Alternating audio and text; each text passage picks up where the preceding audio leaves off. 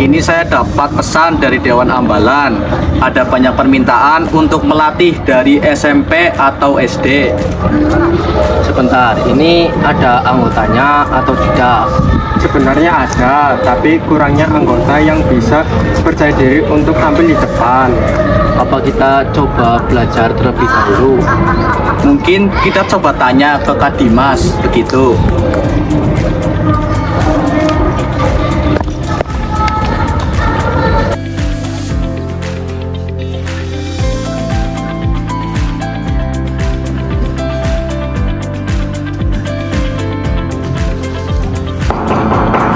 Assalamualaikum, permisi Kak Dimas. Waalaikumsalam. Silakan masuk.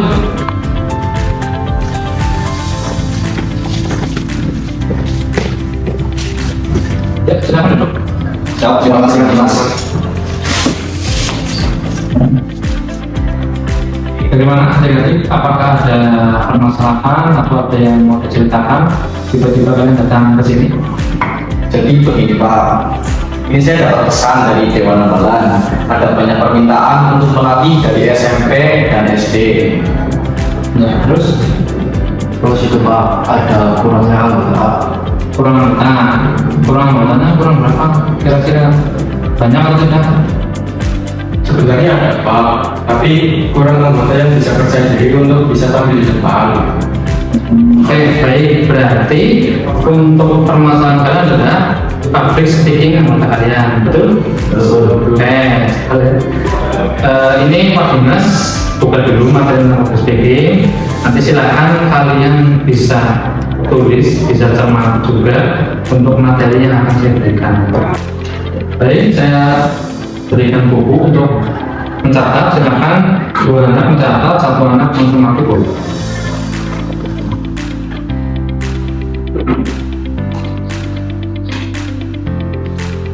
Oke, baik. Yang pertama public speaking itu adalah cara kalian menyampaikan. Public itu kan umum, ya, sedangkan speaking itu berbicara. Ya, cara masalahnya itu adalah bahasa Indonesia public speaking itu adalah berbicara di depan umum. Ya, itu yang harus dicermati dulu sebelum kalian lanjut untuk nantinya belajar yang namanya berbicara di depan umum.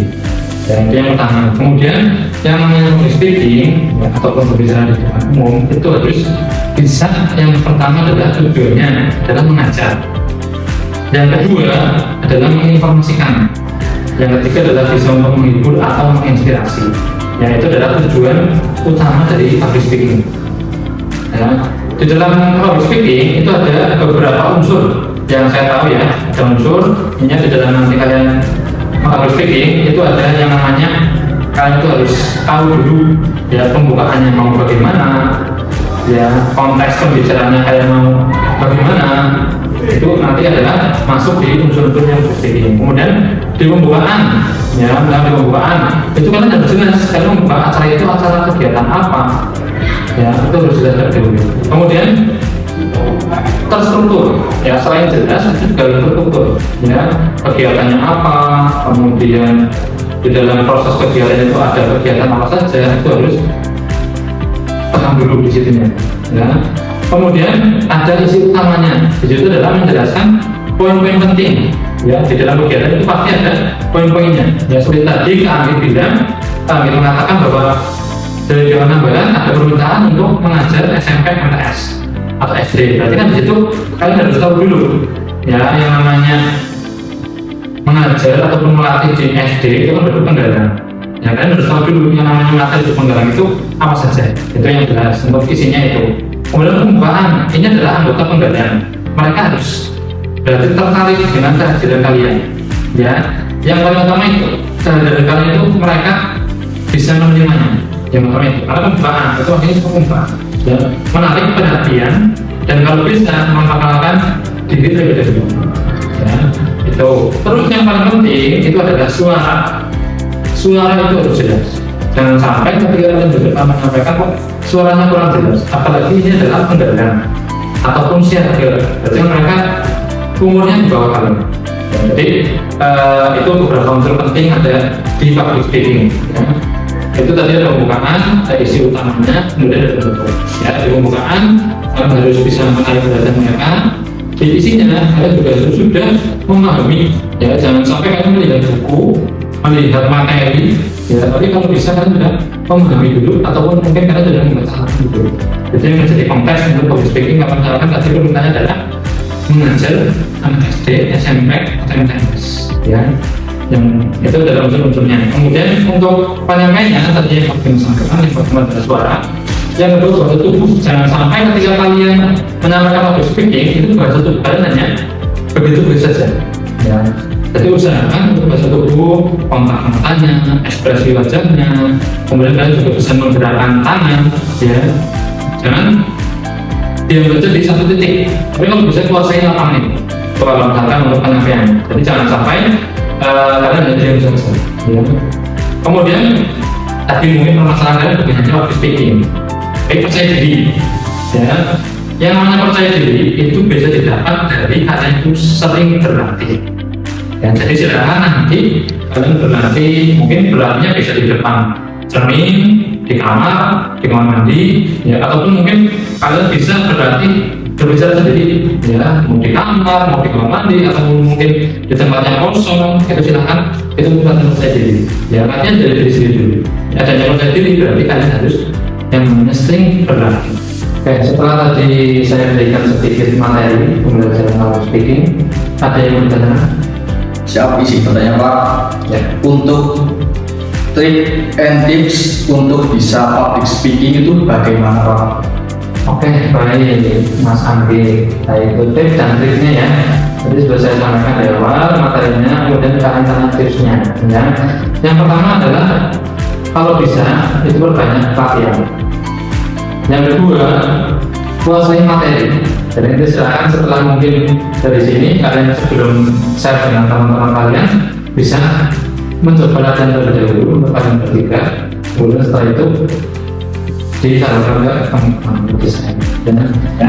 Jadi kesimpulannya untuk materi public speaking ini adalah sebisa mungkin, yaitu adalah kalian bisa menyampaikan informasi, ya, atau pendapat kalian di depan umum secara jelas, ya, kemudian percaya diri dan menarik.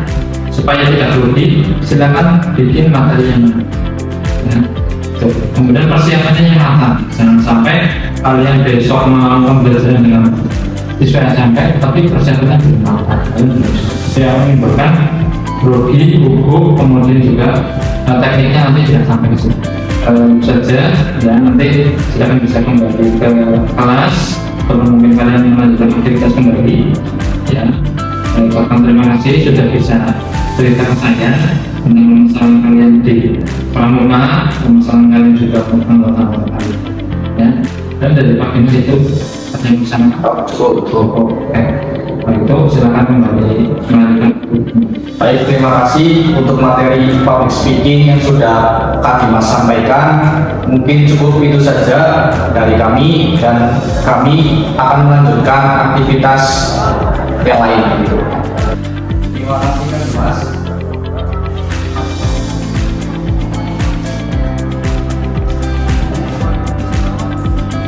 Pamit Kak Dimas. Wassalamualaikum. Waalaikumsalam.